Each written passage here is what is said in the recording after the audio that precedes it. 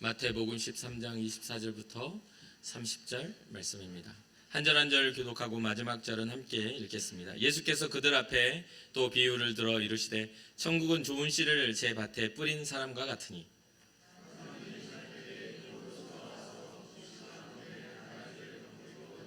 싹이 나고 결실할 때에 가라지도 보이거늘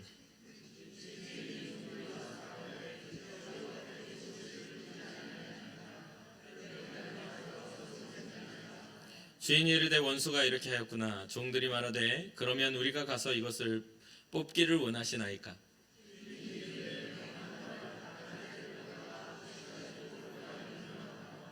둘 다 추수 때까지 함께 자라게 두라.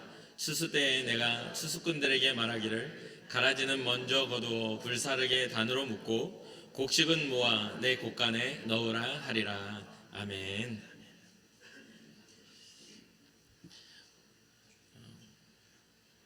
성경은 하나님의 나라에 대한 이야기를 우리에게 계속 소개합니다. 창세기 때부터 하나님께서 이 땅을 창조하시고 사람을 창조하시고 그 죄로 인하여 그 관계가 이렇게 틀어짐으로 인해서 하나님의 나라에서 사람들이 추방이 되는 그런 이야기로부터 시작을 합니다. 그러다 보니까 우리는 이 천국에 대해서 소망하는데 천국을 우리는 계속 생각하고 천국을 향해 간다. 천국을 향하여 우리는 간다. 그런 이야기들을 자주 하죠. 이 천국이 도대체 어디에 있는 걸까요? 천국은 우리가 도착해야 할 그 천국에 대한 확실한 그 장소는 어디일까요? 누구도 그것에 대해서 올바로 정의를 내릴 만한 그런 사람은 없을 겁니다. 하나님이 계시는 것. 하나님이 어디 계시는데요? 하나님이 저 북극 쪽에 계시나요? 아니면은 다른 은하계, 태양계 밖에 다른 태양계에 계시는 건가요? 그러니까 우리는 분명히 예수님께서도 요한복음 14장에 너희가 머물 집을 예비하러 간다고 하시면서 주님은 우리가 거주할 하나님의 나라에 우리의 처소에 대한 이야기들을 하시죠. 우리는 그곳을 향해 간다고 하지만 어디까지 가야 하는지를 잘 모릅니다.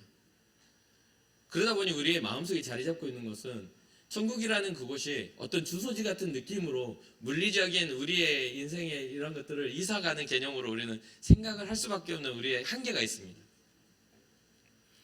그래서 이 하나님의 나라, 이 천국에 대해서 우리가 성경이 어떻게 말하고 있는지, 우리가 이걸 어떻게 정의 내려야 하는지에 대해서 우리가 고민해 보지 않으면 우리는 어찌 보면은 우리는 2차원적인 수준이 낮은 상태의 신앙으로 이렇게 생각할 수밖에 없게 됩니다. 오늘 예수님께서 본문을 통해서 천국에 대한 비유를 들어 이야기하시죠. 근데 여기서 말하는 천국은 주소지가 아니고 장소가 아니고 위치가 아닌 것을 보게 돼요. 천국은 좋은 씨를 제 밭에 뿌린 사람과 같다. 좋은 씨를 뿌린 그 사람, 천국은 그런 것이다 라고 이야기합니다. 그래서 한 37절에 이 좋은 씨를 뿌리는 이는 예수님 자신이라고 이야기를 하죠. 좋은 씨를 뿌리는 이는 인자요 라고 하시면서요. 천국은 좋은 씨를 뿌린 사람인데 그 사람은 누구? 예수님. 그럼 천국은 어디? 예수님이 되는 거죠.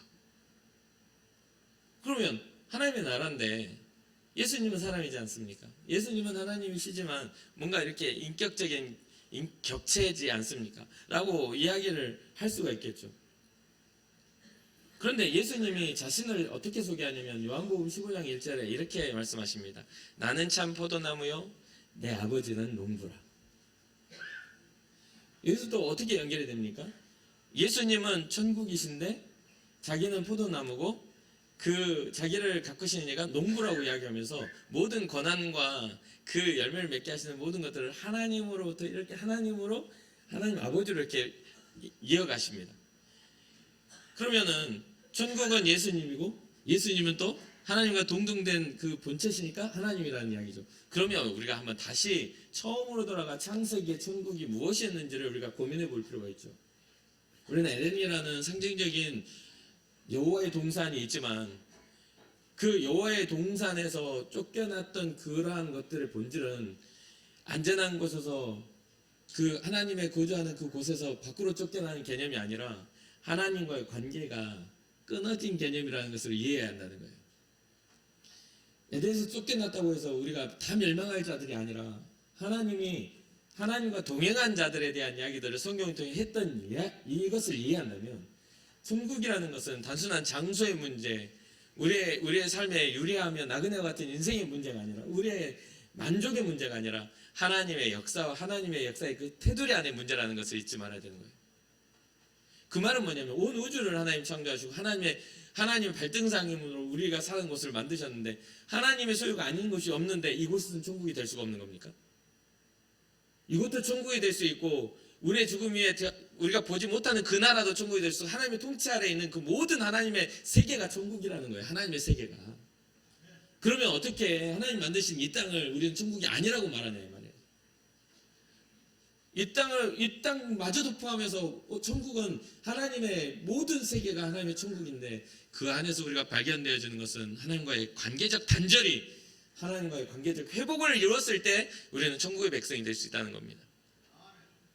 그러니 우리는 어떤 거주하고 우리의 상태의 문제가 아니라 하나님의 역사 안에 우리가 들어있는가에 대한 고민을 해볼 필요가 있다는 것이죠. 그럼 왜 주님은 나는 참 포도나무요 내 아버지는 농부라고 말씀하셨을까요? 주님의 삶을 보면 주님은 하나도 의미 없는 말씀을 하신 적이 없거든요. 이 주님이 난 참 포도나무라는 건 열매를 의미하는 거잖아요. 열매를 의미하는 건데 결국 뭐냐면 첫째 아담의 열매는 죄의 열매를 맺었어요. 둘째 아담은 어떤 열매를 맺죠? 구원의 열매를 맺습니다. 그러니까 뭐냐면 우리 주님은 부활의 첫 열매가 되셨다라고 하면서 하나님 아버지 농부의 온전한 뜻을 첫 번째로 이루신 사망의 권세를 이기고 하나님과의 회복을 이루신 첫 번째 열매가 되셨기에 자기는 참 포도나무라고 하는 겁니다. 주님을 통하여 우리가 곁까지 접붙임 바가 되어서 주님으로부터 공급되는 그것을 가졌을 때야만이 우리는 참 포도나무의 열매를 맺을 수가 있다라고 성경은 소개하죠. 그러니까 지금 천국에 대해서 우리가 바라본다면 우리에게 이루어져야 할 천국은 주님과의 연합임을 잊지 마시기를 주님의 이름으로 축복합니다. 우리는 가끔 천국을 그렇게 이야기합니다. 내 상태의 평안함. 아유 천국과 같아. 아유 좋아.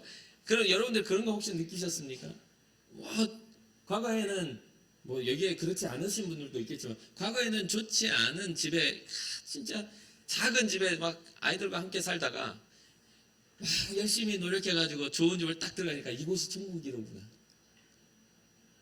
그런 걸 성취의 기쁨으로 그걸 천국처럼 느끼신 분들이 계십니까? 내가 3억에 아파트를 샀는데 코로나 터지니까 이게 12억이었는데 와 이거 엄청 좋다. 너무너무 복을 받았다 막 자랑했는데 11억으로 떨어지고 10억으로 떨어지고 아파트 파동으로 점점 9억으로 떨어지고 점점 원가 밑으로 떨어지려는 조짐이 막 보이면서 처음에 3억에 들어갔을 때는 아이고 내 집 마련했다는데 12억이 되니까 우와 했는데 떨어지니까 지옥 같은 인생을 맛보는 거예요. 무슨 말이냐면 우리의 상태에 따라서 천국이 주어지는 게 아니에요. 그러니까 이걸 여러분 잘 이해하셔야 되는 게 천국은 내가 주어가 되지 않습니다. 오늘 본문에 천국은 뭐예요? 좋은 씨를 제 밭에 뿌린 사람 예수 그리스도 자기의 밭에 뿌린 예수님이 천국이라고 말하고 있어요. 밭도 아니고 씨도 아니고 무슨 말인지 아시겠어요? 그 주권이 어디에 있어요? 주님께 있다는 거예요. 그런데 우리는 천국을 나의 주권으로 가는 걸로 착각을 해요. 그러니까 천국의 개념이 잘못되어 있는 거죠. 천국이라는 그 개념 자체가 처음부터 하나님의 나라라는 개념 자체가 하나님과의 연합을 통해 죄가 틈타지 않았던 하나님과의 긴밀한 연합이었다는 것을 잊지 말아야 돼요. 하나님의 우리와 긴밀하게 연합되어질 때 그 손에서 빼앗을 자가 없어요. 왜? 모든 것의 주권자는 하나님이시니까. 마귀라도 상황이라도 생명이라도 그 어떤 권세라도 주님의 손에서 빼앗을 자가 없게 되는 겁니다. 이게 천국의 기본 시작이에요. 그런데 하나님을 소유하지 않고도 천국을 소망하고 바라는 사람들이 있어요. 예수 그리스도의 생명을 소유하지 않고도 자기는 천국 간다고 말하는 사람들이 있단 말이에요. 그런 사람은 어떤 사람들이냐면 예수님 믿냐고 그러면 믿는다고 해요. 그러면 당신은 천국 가는 사람이라고 다른 사람의 말에 자신감을 얻는 사람들이에요. 내 안에 확신이 없어요. 내 안에 열매가 없어요. 내 안에 예수 그리스도의 생명이 없어요. 그런데도 누군가가 말해주죠. 당신은 괜찮다고. 믿죠? 믿는데 괜찮다. 그 정도면 하나님 다 이해하신다고. 그걸 왜 사람이 전하는 겁니까? 아니 그 하나님과의 나와의 관계를 왜 다른 사람이 이야기를 해줘요? 제가 여러분들한테 아이고 장로님, 아이고 집사님, 아이고 권사님 신앙이 정말 훌륭하시네요. 제가 말한다고 훌륭해집니까? 주님이 인정하시고 주님이 공정하셔야지. 그래서 어떤 사람들은 그런 이야기합니다. 교회가 선한 일을 해야 된다. 그 교회의 목적은 선한 일이다. 그렇게 이야기하는데 저는 그거에 대해서 부정하진 않습니다. 그런데 생각해 보세요. 제가 좀 나쁜 짓을 했어. 우리 김 권사님한테 제가 가가지고 권사님을 보면서 하지 말아야 될 이야기를 막 해. 이건 예입니다. 그런 적이 없어요. 막 해놓고 옆에 있는 이 권사님한테 잘해. 아이고 근데 너무. 그러면 김 권사님하고 관계가 회복됩니까? 완전 상식적이지 않잖아요. 하나님과의 관계가 회복되지 않았으면서 착하면 된대. 주권은 하나님께 있는데 하나님과의 관계는 아무런 진전이 없는데 다른 사람하고 잘하면 된대. 선한 것들을 하면 된대. 정말 잘못된 겁니다. 우리는 먼저 그 나라와 그 의를 구해야 돼요. 하나님의 나라, 하나님의 뜻을 구해야 돼요. 그런 다음에 나머지를 하는 겁니다. 그런 다음에 나머지의 일들에 대해서 우리는 꿈꿀 수가 있는 거예요. 그래야 우리는 천국을 향한 삶이라고 이야기할 수 있어요. 우리의 인생 속에 우리가 주님이 세상에 뿌려놓은 좋은 씨앗이 될 것인가? 그렇잖아요. 원수가 와서 뿌려놓은 가라지가 될 것인가? 우리는 주님의 씨앗들이에요. 생명력을 이어받았단 말이에요. 주인 예수 그리스도의 생명력을 이어받아서 우리로 하여금 좋은 씨앗을 주님의 밭에 뿌려놨대요. 주님의 밭은 어디입니까? 세상이기도 하고 교회이기도 하고 우리가 걷는 그 걸음 속에 우리가 살아가는 삶의 현장이기도 해요. 주님의 세상에 우리 좋은 씨앗을 뿌렸어요. 그런데 누가 와요? 원수가 와요. 원수가 존재해. 그러면서 우리 주변에 믿음으로 살아가려는 우리의 삶 속에 가라지들도 막 뿌려놔. 25절 보니까 사람들이 잘 때 그 원수가 와서 곡식 가운데 가라지를 또 뿌리고 왔더니 언제 뿌려놔요? 잠잘 때. 잘 때 뿌려놔요. 그 말은 뭐냐면 몰래 와서 뿌려놓는 거예요. 몰래 와서 뿌려놔. 그것은 구분을 할 수 있다 없다? 구분을 못해요. 그래서 마태복음 오늘 13장 39절에 가라지를 뿌리는 원수는 마귀요, 추수 때는 세상의 끝이요, 추수꾼은 천사들이니, 이렇게 이야기를 합니다. 그러니까 가라지를 뿌린 원수는 마귀예요. 마귀가 우리가 영적인 잠에 딱 빠져들었을 때 와가지고 쫙 뿌려놓고 가. 깨어있으면 그걸 못하는데 자고 있으니까 몰라. 그러면서 싹이 나고 자랄 때 이제 가지도 같이 자라나게 되죠. 26절 보니까 싹이 나고 결실할 때 가라지도 보이거늘. 분명히 좋은 씨앗을 뿌렸는데 가라지가 보이네. 여러분 농사 지을 때 저는 이제 농사 이게 시골에서 자라나서 이 잡초나 가라지에 대한 것은 제가 잘 알아요. 딱 이렇게 재미있는 것은 자라난 모양이 벼를 딱 심어놓고 이렇게 벼가 자라나면요 비슷합니다. 정말 똑같이 그 이파리랑 이런 게 똑같이 자라나요. 그래서 쭉 자라나다가 언제 그게 확연히 보이냐면요, 벼는 열매를 먹고 고개를 숙이잖아요.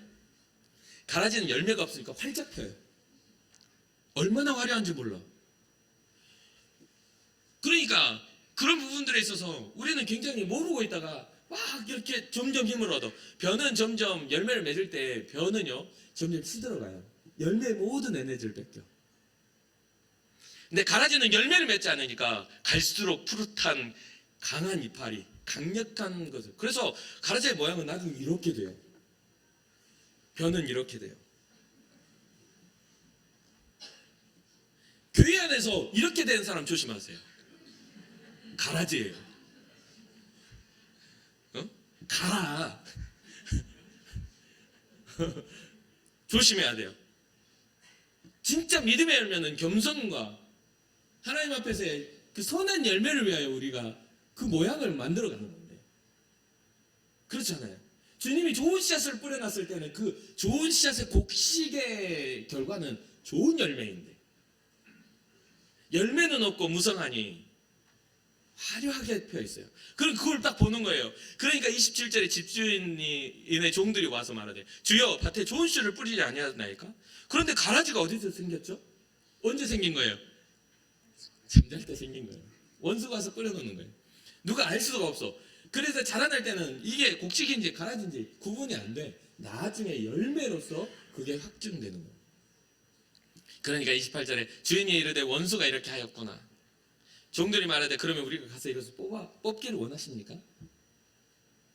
여전히 추수꾼들은 천사들인데 우리 주변에서 그들의 요구는 우리 교회 안에서 문제를 일으킨 사람 뽑아버릴까요? 머리띠 탁 잡아 이렇게. 누구나 그런 생각 할 수 있죠. 그런데 주인이 그런 말을 합니다. 주인이 이르되 가만둬라. 가라지를 뽑다가 곡식까지 뽑을까 봐 염려된다. 저는 목회자로 살면서 제일 힘겹고 안타까운 때가 언제인 줄 아십니까? 교회 갱신운동 한다면서 교회를 분란을 일으키는 사람들을 보면 저는 좀 답답해요. 그들의 마음은 교회를 정화시킨다는 목적은 있지만 성도들을 보호하는 목적이 없어요.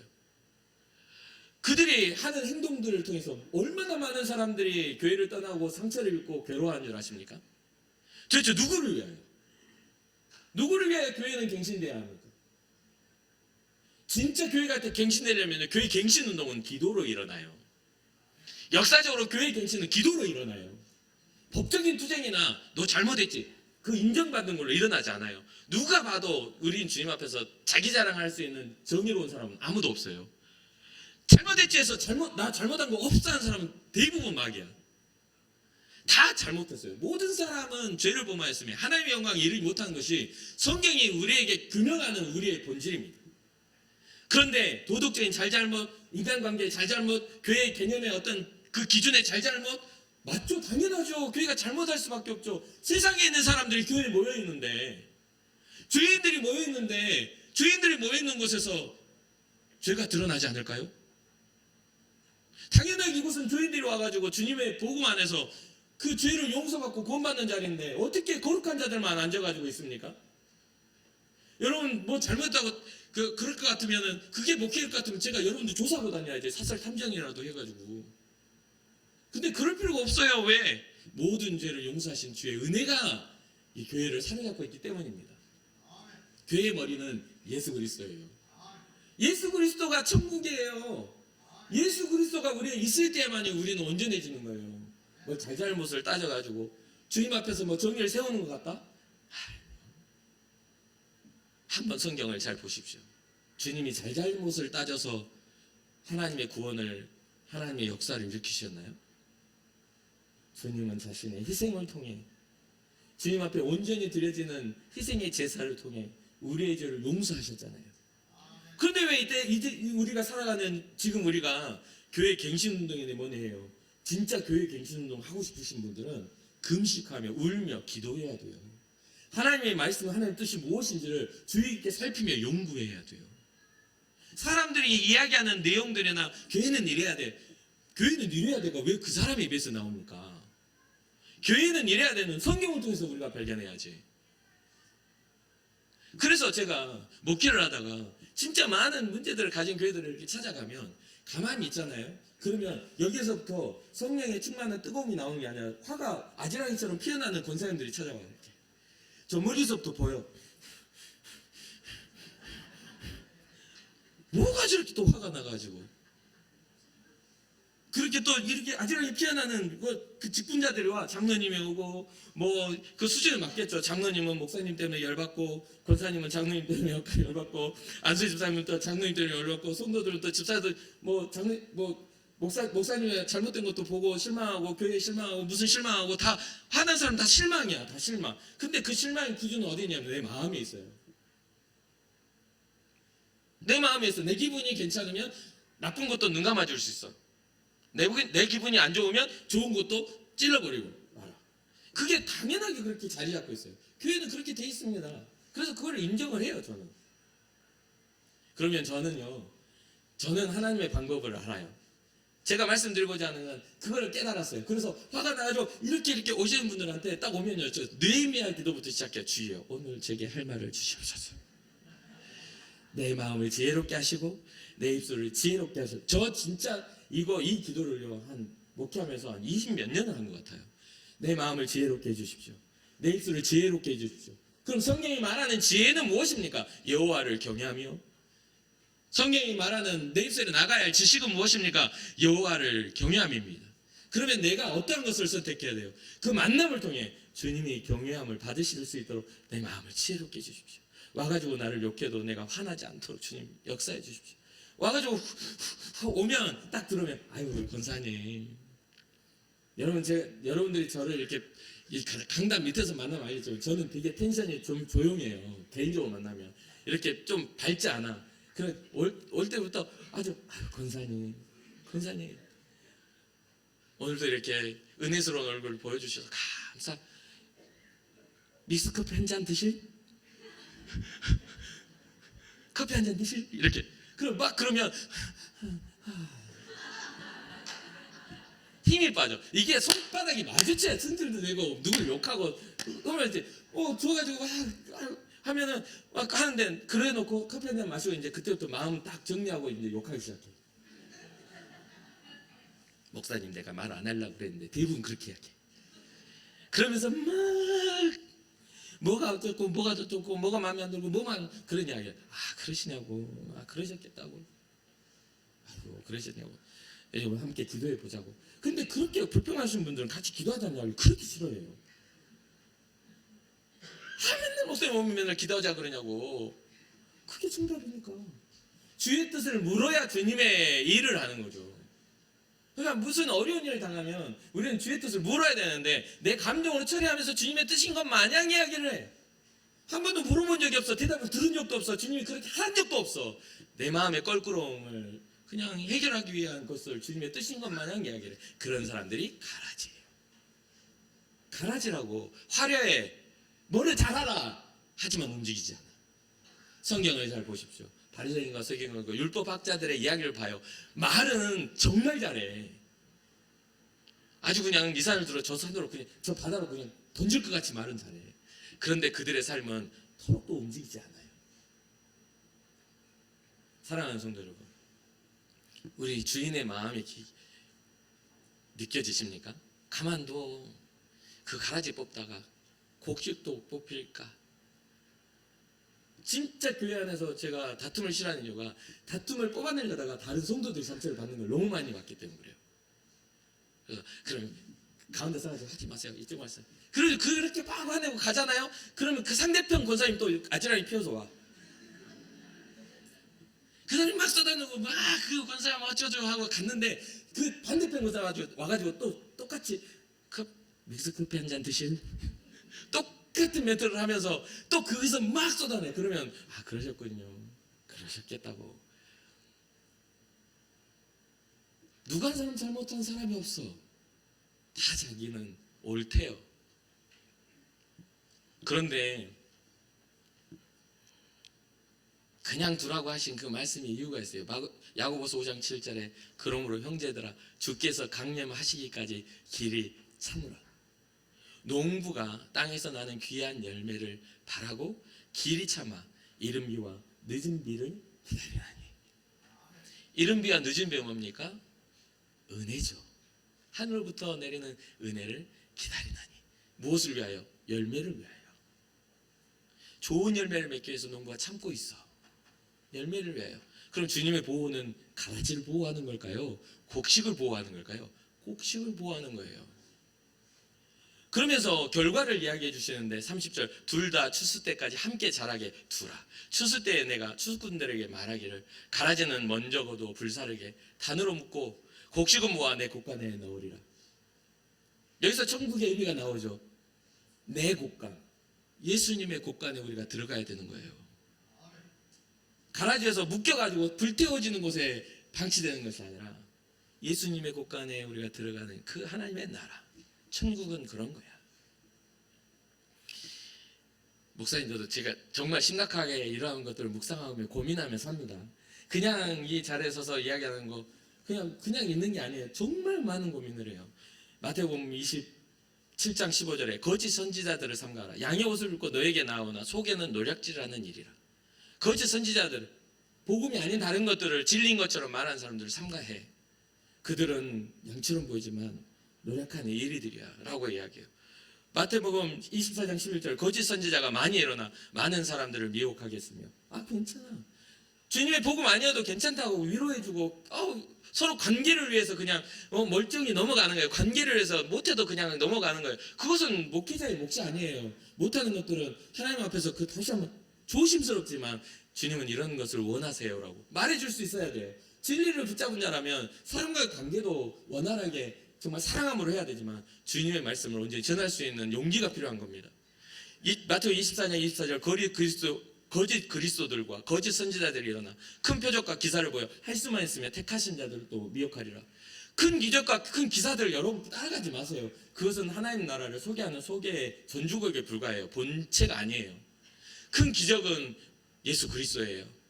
큰 표적은 예수 그리스도입니다. 그분이 이미 2000년 전에 다 이루어 놓으신 그 기적 앞에 우리는 생명의 은혜로 나아가는 거예요. 그래서 여러분, 천국은 내 마음의 편안함이 아니에요. 주님이 내 안에 들어와서 나로 더불어 먹고 마시고 나를 이렇게 하시는 거지만 사실 천국은 뭐냐면 내 말이 너희 안에 거하고 너희가 내 안에 거하면이라는 그런 어떤 주체성이 주님께 있는 거예요. 주님께 모든 천국의 주체성이 있는데 자꾸만 내 마음의 안정과 평안이 천국의 주체다 보니까 우리의 천국은 물질에 부여요. 우리의 천국은 건강해요. 우리의 천국은 관계가 원활하고 우리의 천국은 명예에 있고 우리의 천국은 우리가 소유한 것들에 있는데 하나님은 예수 그리스도는 우리의 소유를 전혀 판단하지 않으시는 분이라는 거죠. 많이 가진 사람이야 좋죠. 적게 가진 사람들도 좋습니다. 왜 부자 나사로의 그러한 것들을 주님이 말씀해 주시는 건데요. 비유를 왜 그렇게 하셨냐 이 말이에요.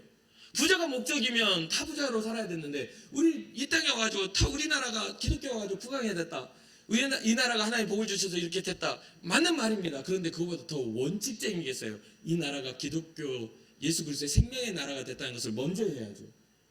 우리의 정신이 바로 세워지니 우리의 삶도 바로 세워졌다라고 우리의 영이 바로 세워져서 우리의 나라도 바로 세워졌다라고 그 믿는 그 믿음의 출발선을 우리가 정확하게 알아야죠.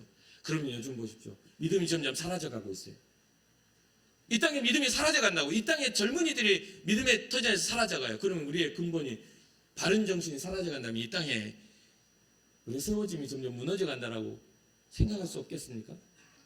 본질적인 출발선을 잘못 알면 지금 우리가 완성된 우리가 가지고 있는 것들에 만족을 해버린다면 주님의 나라가 이 땅에 오실 때에는 추수할 낫이 우리의 삶의 뿔에 닿을 때는 우리는 멸망할 수밖에 없어요.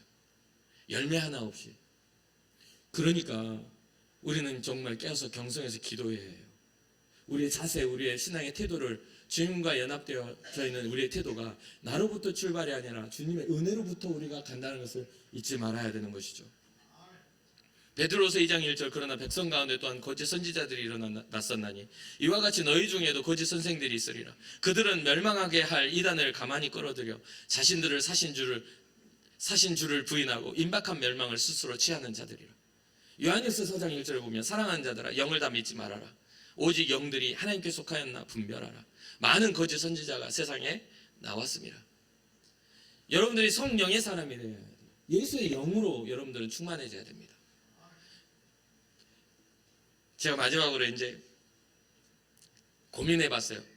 나도 목사인데 그래도 그러면 목사로서의 그런 비전, 꿈이 있지 않습니까?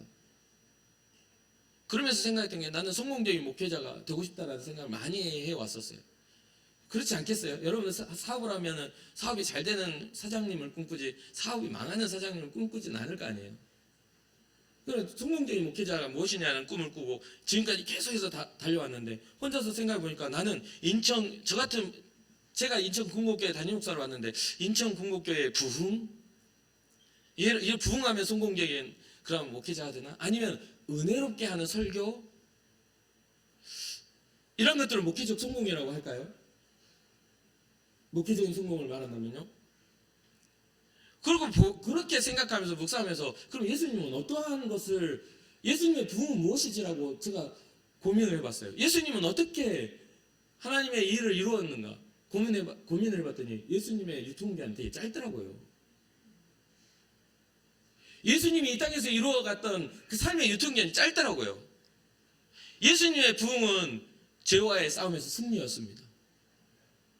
예수님의 부흥은 하나님의 사랑의 확증이었습니다. 하나님이 얼마나 사랑하셨는지를 십자가를 통해 우리에게 확증해 주시는 게 주님의 부흥이셨어요. 예수님의 부흥은 은혜로운 설교도 아니고 사람들 향한 긍휼도 아니라 죽음에서 다시 살아나신 하나님의 권세, 하나님의 능력의 증거가 되신 주님의 부활의 첫 열매가 되시는 것이 주님의 부흥이셨다 이 말이에요. 우리가 그것을 깨달아야 돼요. 영적인 진리를 깨달아야 돼요. 우리 안에 원수가 와가지고 우리가 영적인 잠을 자는 동안 우리의 마음밭에 가라지를 뿌려놓고 갈 수 있어요. 그러니 우리의 가라지가 딱 자라나니까 그 안에 뭐가 없어져요? 열매가 없어져요. 화려하고 보암직하고 사람들이 봤을 때 그럴싸해 보이지만 열매 알맹이가 없는 거예요. 이 설교 어제 하루 종일 진짜 몸부림쳤어요. 제가 이걸 어떻게 잘 설명해야 이해해야 될까? 하나님이 해주세요. 저 어제 제 아내랑 10시까지 이걸 가지고 아내 붙잡고 설교 먼저 했어요. 제가 우리 아내는 날마다 힘들어. 제가 마음속에 막 이 말씀에 대한 막 이게 일어나면 먼저 아내 붙잡고 막 검증을 합니다. 이게 설교하면서 시간이 제한이 없으니까 이해될 때까지 막 해요. 저는 집에 들어가면 한마디도 안 하면서 말씀만 받다 하면 이 사람 미쳐버려가지고. 그러니까 하루 종일 이렇게 있다가 그 말씀 시작하니까 제가 막 하니까 목사님 잠깐만요. 좀 오오 하시라고요. 천천히 설명해 주세요. 막 했어요. 그러면서 결론이 그거였어요. 주님이 알게 하셔야 한다. 주님이 알게 하셔야 한다. 그래서 오늘 그 새벽에 나와서 다시 보니까 35절에 이렇게 말하더라고요. 이는 선지자를 통하여 말씀하신 바 내가 입을 열어 비유로 말하고 창세로부터 감추인 것들을 드러내리라 함을 이루려 하심이라. 근데 여기에 대해서 왜 이런 말씀하셨냐면 예수께서 이 모든 것을 우리에게 비유로 말씀하시고 비유가 아니면 아무것도 말씀하시지 아니하셨으니. 그래서 제자들도 못 알아들으니까 부연 설명을 37절부터 하고 있는 겁니다. 영적인 비밀은 우리가 알고 싶다고 해서 깨달아지는 것도 아니고 우리가 이해됐다고 해서 따라 살아갈 그런 것들이 아니에요. 주님의 주도하심이 우리를 이끌어 가셔야 우리는 그것에 대한 가치를 알게 되고 우리로부터 출발되는 은혜가 아니라 주님으로부터 내려온 그 은혜, 우리가 주님의 은혜 안에 들어가야만 우리는 천국을 경험할 수가 있는 거예요. 이것은 우리의 상황과 상관없어요. 가난해도 천국을 경험할 수도 있고 병 중에도 천국을 경험할 수 있고 절망 중에서 천국을 경험할 수 있어요. 그러니까 성령이 충만한 사람이 내가 사망의 음침한 골짜기를 다닐지라도 해를 두려워하지 않을 것은 주의 지팡이와 막대기가 나를 안위하십니다라는 그런 고백이 일어나는 겁니다. 상황하고 상관이 없어요. 주님의 그 보호하심이 나와 함께 하신다면 나는 괜찮습니다. 나는 주님과의 연합을 이룬 나는 안전합니다. 나의 영혼이 평안합니다라고 말할 수 있는 것이죠. 그래서 결국 우리는 점점 시간이 갈수록 어떤 열매를 맺어요. 화려하게 펼쳐진 나무가 아니라 점점 우리의 모습은 무거운 열매를 가지고 겸손해진 모습으로 나와야 되는데 하나님의 사람, 그 열매를 가진 사람은 날마다 사랑해요. 그에게는 사랑이 있어요. 세상에 불륜이고 뭐 안 좋은 사랑 말고 그 안에는 아가페 위대한 사랑이 자리 잡아요. 그는 기뻐합니다. 주의 은혜를 기뻐하고 주님이 주신 이 모든 삶을 기뻐해요. 그가 있는 곳은 화목해요. 그 다툼이 일어나는 곳에서도 화목해요. 제가 말씀드렸죠. 아즈라임핀 권사님이 와도 저한테 올 때는 평안하게 그런 부분들이 서로가 그러냐고 하면서 그 다툼이 점점 사라지는 것들을 저는 꿈꾸고 그렇게 기도했다고요. 그가 있는 곳은요. 어떤 상황에서도 오래 참을 줄 압니다. 어려운 사람을 지나치지 않는 그러한 선한 삶을 살아요. 그 사람은 되게 착해요. 누구에게? 모두에게 착해요. 성령의 사람은 어떤 사람을 대상을 정해놓고 착한 게 아니라 모두에게 착해요. 내 가족만 잘 대해주는 것이 아니라 내 가족이 아니라도 하나님의 그런 형상을 가진 사람들을 대하여 착하게 돼요. 그는 성령의 사람은 어떤 일을 주어도 충성돼요. 누가 보든지 안 보든지 주의 영광을 위하여 예수님과 연합하여 충성된 삶을 살아요. 성령의 사람은 하나님을 향한 그 길에서 절제할 줄 알아요. 절제할 줄 알아요. 우리의 목적이 분명하게 그곳에 있기 때문에. 이게 무엇입니까? 성령의 열매 9가지예요.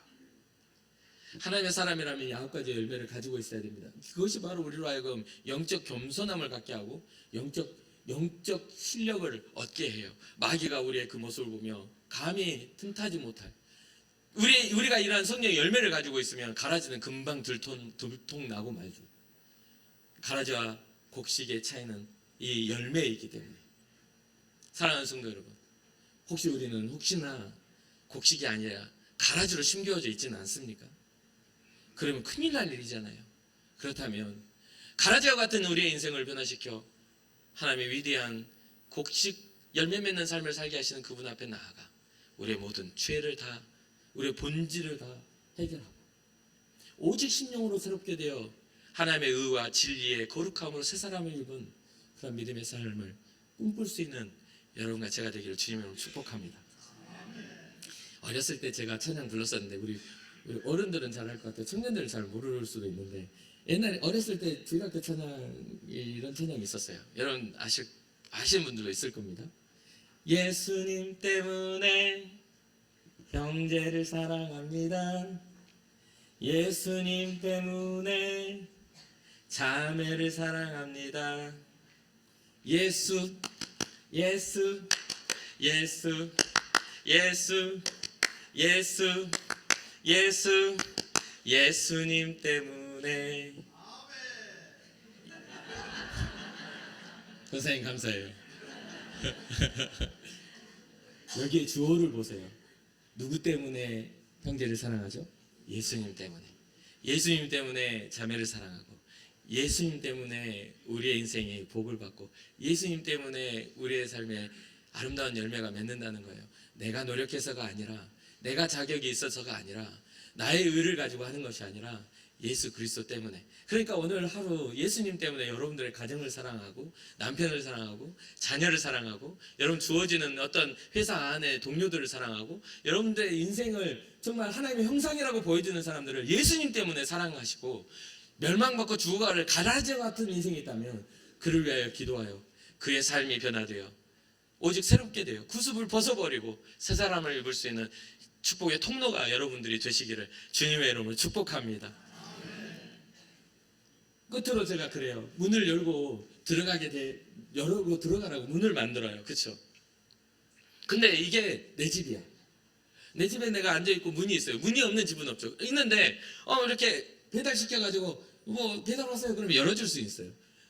그런데 내가 허락하지 않았는데 누군가가 들어와. 띠띠띠띠띠 빠디딩 하고 딱 들어왔는데 누군지 모르는 사람이 자연스럽게 들어와요. 그러면 그 사람이 손님인가요?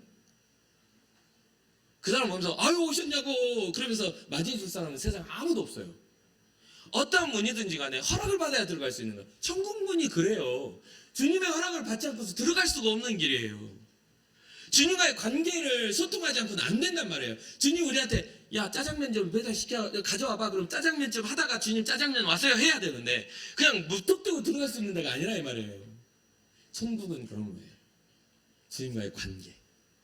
그래서 잊지 마시고 우리 안에 우리의 자리 잡은 모든 잘못된 것들을 다 습관들을 벗어버리고 주님으로 우리의 인생이 다시 세워지기를 주님으로 축복합니다. 천국에 속한 곡식이 되십시오. 원수가 뿌린 가라지가 되지 마세요. 보기에는 화려하나 열매 없는 그러한 것들을 거절하고 하나님의 열매 맺는 알곡이 될 수 있도록 믿음으로 나아가길 주님으로 축복합니다. 기도하겠습니다.